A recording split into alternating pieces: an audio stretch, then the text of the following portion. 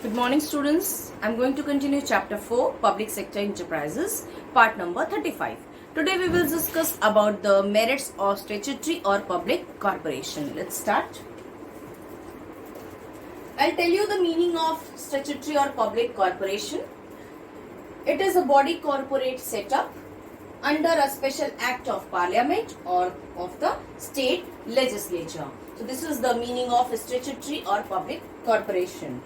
It is also known as public corporations because it is created by the statute.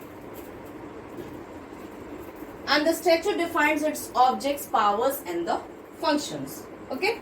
Now we will discuss today about the merits of statutory or public corporations. Some merits or the advantages of statutory corporations. Internal autonomy.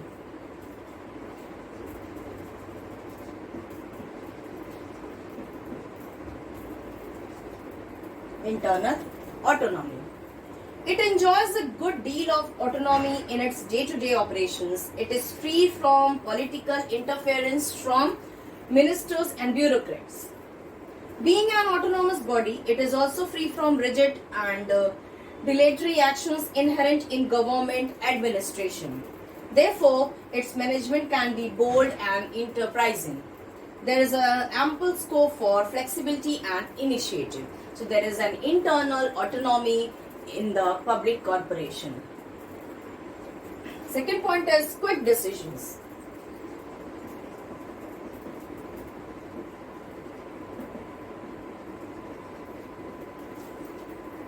A statutory corporation is free from prohibitory rules applicable to the expenditure of public funds.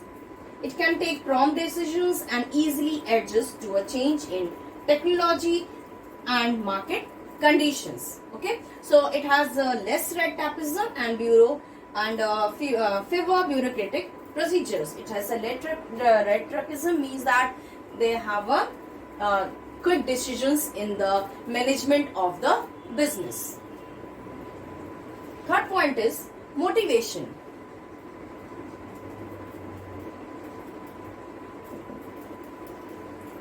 The service condition of the employees are better than those of the government servants. There is a greater incentive for hard work and performance. If they are giving their best to the corporation, in that case they will get some more incentive for their hard work, for their initiations. Okay, so there is a motivation also, advantages of public corporation. Fourth is parliamentary control.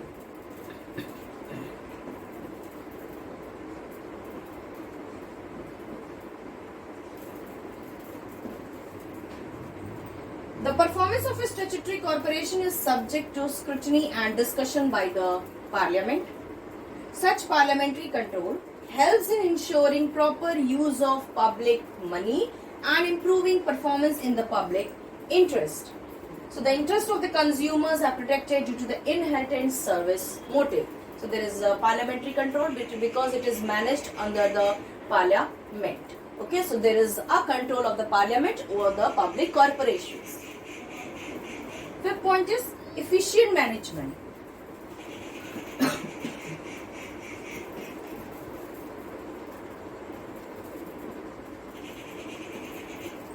The directors and top executives of the statutory corporation can be drawn from different occupations.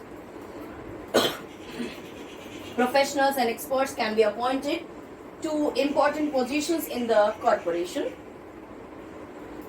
The corporation can borrow money from the public and thus finance expansion programs without undue delay. It can be run in a business-like manner. So there is an efficient management of the public corporation. Next point is economies of scale.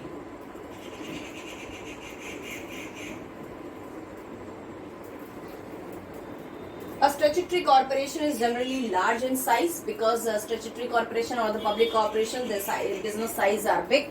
So enjoys a monopolistic power. It can easily avail of the economies of large scale operations. As changes in government do not affect its stability, It can take long-term policy decisions also. So the scale of the economies of the public corporation is large in size. That's why they enjoy a monopolistic power. So these all are the merits of the statutory or public corporation. Once again, I am going to repeat the meaning of statutory or public corporation. Statutory corporation or a public corporation is a body corporate set up under a special act of the parliament or of the state legislature. It is also known as statutory corporation because it is created by the statute. And what is statute? Statute means it defines its objects, functions or the powers. It is an autonomous body fully financed by the government. We can say some examples of statutory or public corporations. We just see the examples of the public corporation, just as Food Corporation of India, Food Corporations of India. Second is Life Insurance Corporation of India.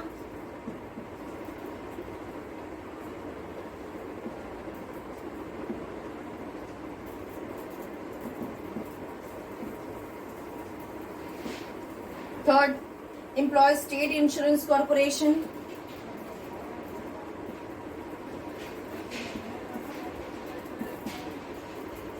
Insurance Corporation.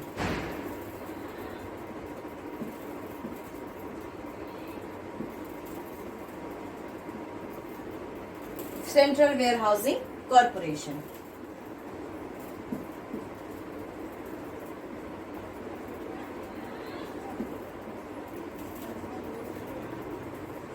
So these all are the examples of statutory or public corporations, different corporations of India. So I'll tell you the meaning, their features and the merits of statutory corporation. In the next video, we will discuss about the demerits and the suitability of statutory or public corporation, where this type of corporation is suitable. So that's all for today. Thank you.